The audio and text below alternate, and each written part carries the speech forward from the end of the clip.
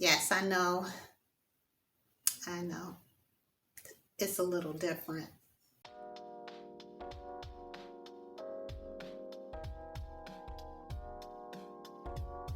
Hello, my friend. Welcome back to my channel. Allow me to reintroduce myself. My name is Cricket Williams-Bea.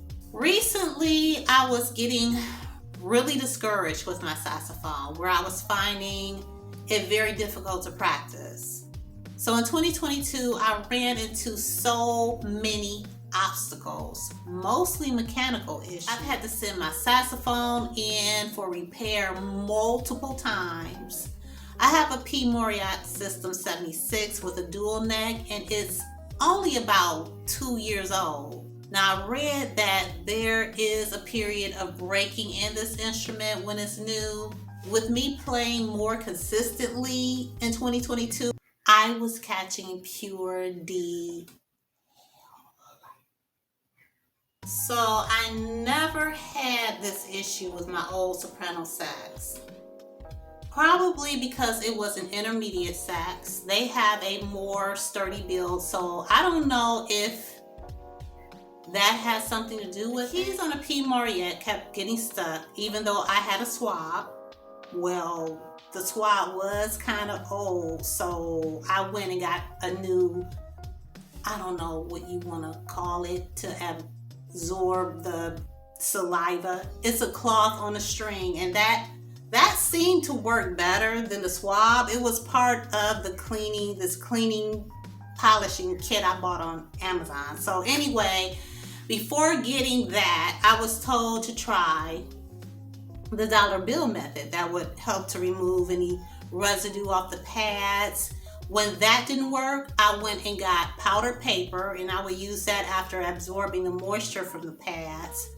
My sax would work okay for a moment, but then random keys would start getting stuck. So the last time I took it in for repair, they replaced a few pads. Afterwards, it played wonderfully, actually much better than when I received it brand new. A couple of weeks ago, the keys were getting sticky and would occasionally have that sticky sound. You know how when you drop something on the floor that's sweet, like Kool-Aid, pop, some type of sweet liquid, and you call yourself mopping it up, but you don't get it all up, and then you walk on the floor and it makes this, I don't know how to do it, this sticky, tacky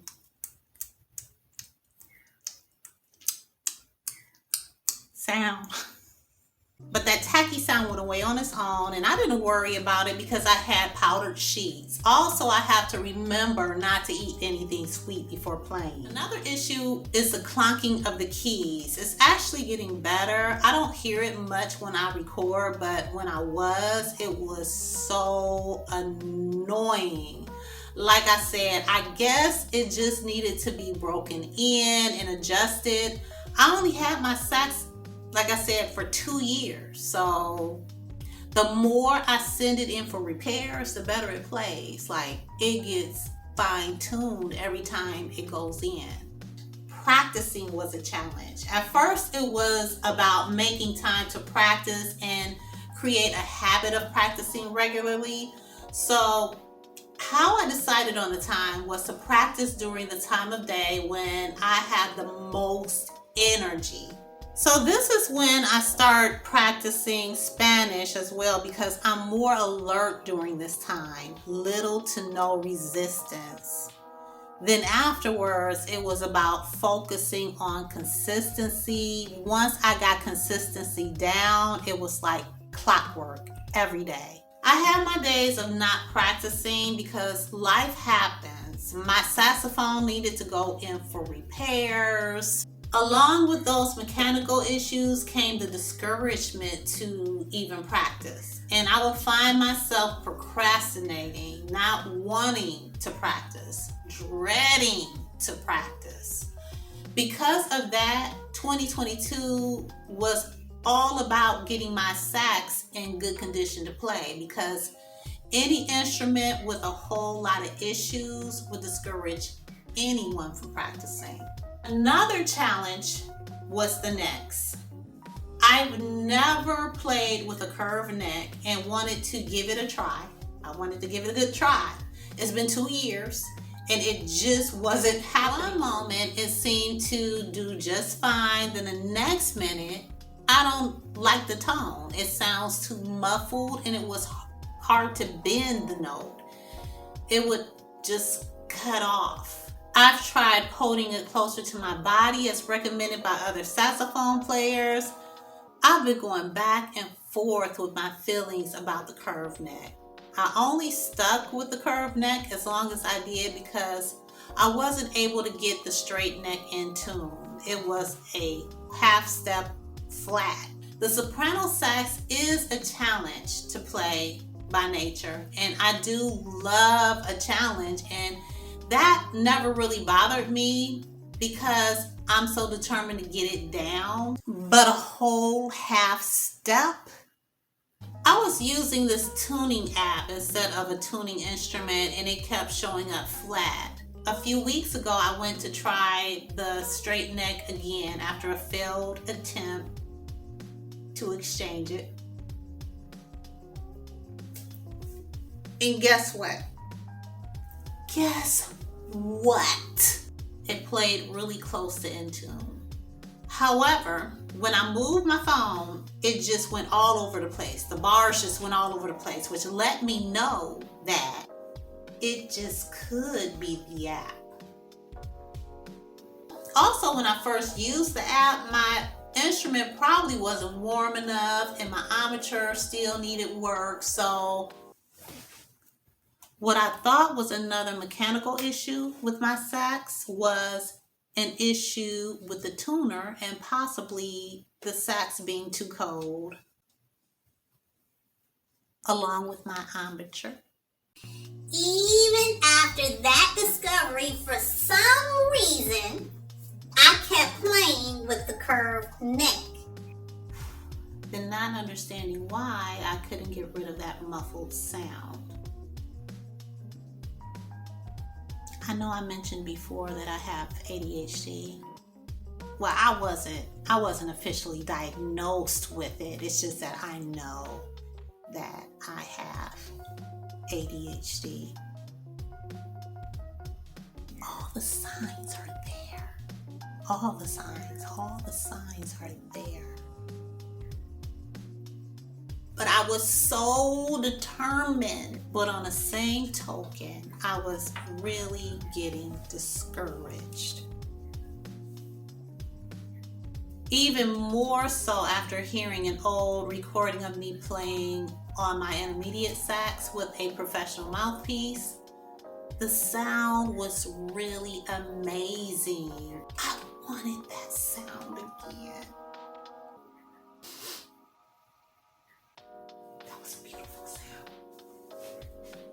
Instead of revisiting the idea of returning to the straight neck because of the ADHD I've been used to playing with since I ever picked up the soprano sax, once again I started getting really discouraged, thinking it was me, because it really was, because I just didn't know when to give up.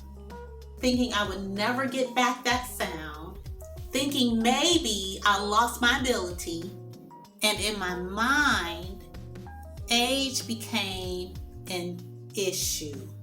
But I was still yet determined not to give up, as painful as it was. What's wrong with me? What is wrong with me? What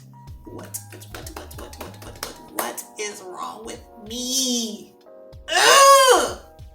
I'm just frustrated. I'm frustrated just thinking about it. So I have a Jody Jazz mouthpiece being delivered next week. I heard so many great reviews about the soprano sax mouthpiece.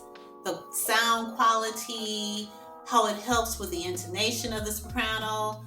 So I'm very hopeful and excited about that. Also, a few days ago, I finally returned to the straight neck after practicing with it one evening.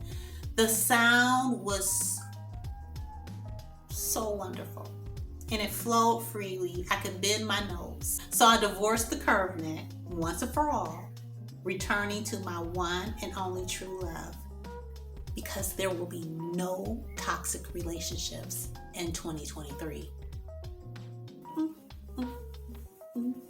I hung in there for far too long because I really thought I could make it work, but no, I'm done.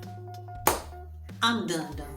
So just like Spanish, where I would get stuck on the same lessons, courses, chapters, with my saxophone, I would get stuck on the same etude, song, same scale. I know. That's the perfectionist in me. So I'm focusing on giving myself so much time to work on a piece and move on to the next. I just started listening to other saxophone players, Grover Washington Jr. for now, transcribing or learning saxophone solos by ear to help inspire or improve my sound and expression. I've always had a problem with memorizing songs, so it can take me a while to memorize a section that I'm trying to transcribe. Since I've always had this problem, I really don't have anything to compare it to. However, now that I'm older, wisdom and experience tells me it would be very beneficial to get a transcript or sheet music to use as reference while learning to play by ear. This will help me to learn sections that are difficult to hear too and move quicker through a piece, and will probably in turn save precious time in memorizing a song. Now that I pretty much have a handle on the practicing and mechanical issues, I believe this year, 2023, will be a year I can really focus on customizing my instrument for my personal preferences, technique and skills, and I can actually focus on making music. So these are all the challenges I've encountered with learning saxophone over 50, my year in review 2022. Let me know your thoughts in the comment section about any challenges you've experienced learning an instrument over 50. If you've considered learning an instrument and you haven't started, what are you waiting for? Why not go for it this year? If you like this video, make sure you give it a thumbs up and subscribe if you like to continue this journey over 50 with me. Okay, my friend, thanks for watching. I look forward to sharing with you on my next video. Love you much. Peace and God bless.